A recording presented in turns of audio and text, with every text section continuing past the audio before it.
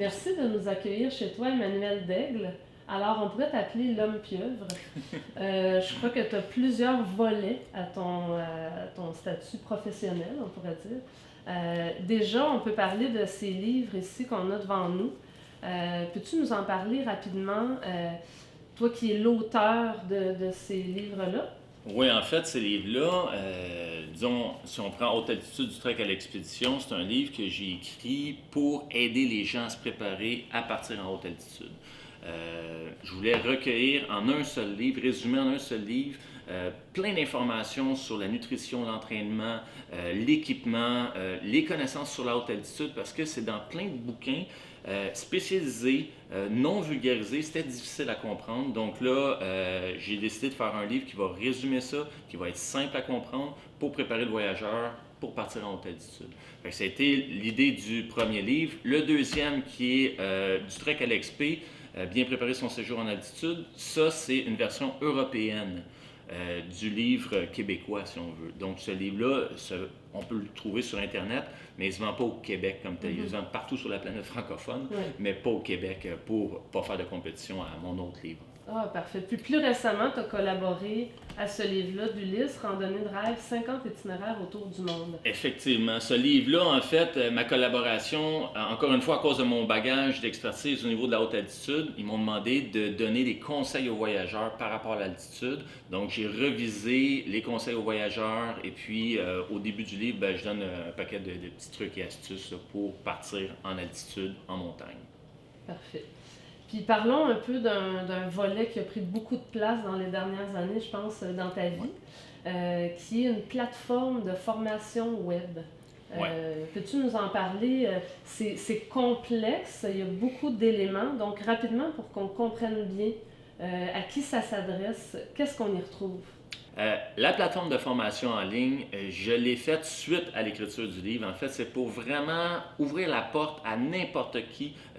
Pour l'instant, elle est en français, la plateforme.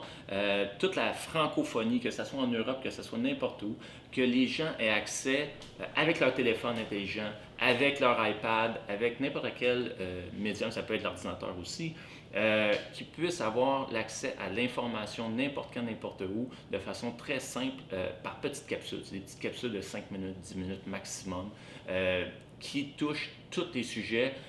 Pour le départ, j'ai commencé avec la haute altitude, mais maintenant, j'ai fait des méga guides d'achat là-dessus au niveau de l'équipement. On parle de nutrition. C'est pas toujours moi qui donne l'information, c'est des experts aussi que j'ai invités dans différents domaines. Donc, c'est vraiment un accompagnement main dans la main pour se préparer pour aller en montagne ou tout simplement quelqu'un qui veut s'acheter un sac à dos. Il va dans les boutiques de plein air présentement, il est mal servi ou il n'a pas eu la bonne information. Avec une petite formation toute simple, il va donner un expert. C'est pas plus compliqué que ça. Donc, et ça, je l'ai fait sous forme d'abonnement à vie. Donc, les gens achètent une fois la formation, ils n'ont plus jamais à payer. Puis, ils ont accès à tout ce que je vais mettre dans les mois, les années à venir, parce que c'est quelque chose qui est en mouvance. Un livre, c'est statique dans le temps. Alors que la plateforme de formation, ce qui est le fun, c'est que j'ajoute des capsules au fur et à mesure que les connaissances augmentent, mais aussi que, bon, on veut mettre plus d'informations sur différents sujets. Fait que ça devient quelque chose qui est très malléable, si on veut. Puis je pense que c'est pas peu dire de d'affirmer que c'est assez avant-gardiste comme projet pour le Canada. Je pense que tu t'es quand même inspiré de ce qui se fait aux États-Unis, en Europe. Peux-tu nous parler un peu de cette inspiration-là? Qu'est-ce que tu as été chercher comme données, comme façon de faire ailleurs? Ouais, en fait, d'où l'idée est venue, en fait, c'est que j'ai un de mes amis qui est vraiment un grand professionnel du web qui m'a dit il faut vraiment que tu t'inspires des modèles américains. Les modèles américains, c'est ceux qui sont les plus avancés au niveau de la formation, c'est eux qui ont commencé, en fait, tout ça, le marketing web, tout ça. Donc, j'ai étudié beaucoup les modèles américains, puis j'ai pris les modèles qui fonctionnaient bien. Donc, je n'ai pas réinventé quelque chose complètement. J'ai pris un modèle qui existe, qui fonctionne bien, mais je l'ai appliqué au niveau du plein air. Et ça, c'est une première. Il n'y a personne qui fait ça à ma connaissance. J'ai été vraiment le premier à sortir ça. Ça fait déjà 2 ans. Et puis à ce jour, il n'y a personne qui le fait encore. Donc, c'est quand même le fun pour moi. Donc, c'est vraiment avant-gardiste à ce niveau-là. Et ça demande, ce que je me suis rendu compte, c'est que ça demande beaucoup d'éducation parce que les gens ne connaissent pas la formation web nécessairement. Ils pensent que tu achètes quelque chose, puis c'est tout, ou tu as un temps limité. Ça existe, ces façons de fonctionner là. Moi, c'est pas la façon que j'ai, disons, j'ai pas opté pour ça. J'ai opté pour un abonnement à vie et puis on a accès à tout le temps. Moi, c'est comme ça que j'aimerais l'acheter, donc c'est comme ça que je le vends aussi. Ouais. Puis dis-moi, c'est quoi ton rêve par rapport à ce grand projet-là? Tu y donnes tes tripes depuis 2 ans, comme tu dis, même avant. C'est où est-ce que tu aimerais l'amener? En fait, le projet, je veux l'amener. Dès le départ, je savais où je voulais me rendre. Et ça, c'est toujours important quand on a un projet. On veut avoir une destination finale, si on veut, ou disons une tangente à suivre. Je l'ai commencé en français. Je l'ai commencé par la haute altitude, un sujet très pointu. Maintenant, je l'ai ouvert à l'équipement, je l'ai ouvert à différents sujets. Et puis, éventuellement, c'est sûr que là, je veux traduire ça en anglais. Donc, je voulais commencer à bien bâtir quelque chose en français parce que je suis francophone, mais maintenant, je veux l'ouvrir au niveau du marché anglophone pour qu'il y ait le plus de monde possible qui soit le mieux formé possible. Donc, c'est vraiment ma visée, c'est vraiment d'aller chercher une plateforme qui est anglophone, qui ne s'appellera pas l'Académie Haute-Montagne. On a déjà acheté le nom de domaine et tout, mais tout ce que ça me prend, c'est des investisseurs, en fait. Là. Ouais. Donc, c'est ça que j'attends là. Parfait.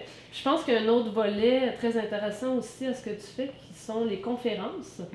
Peux-tu nous parler un peu de où tu donnes ces conférences-là, à qui ça sert en fait? Oui, je donne différentes conférences et c'est toujours du sur-mesure.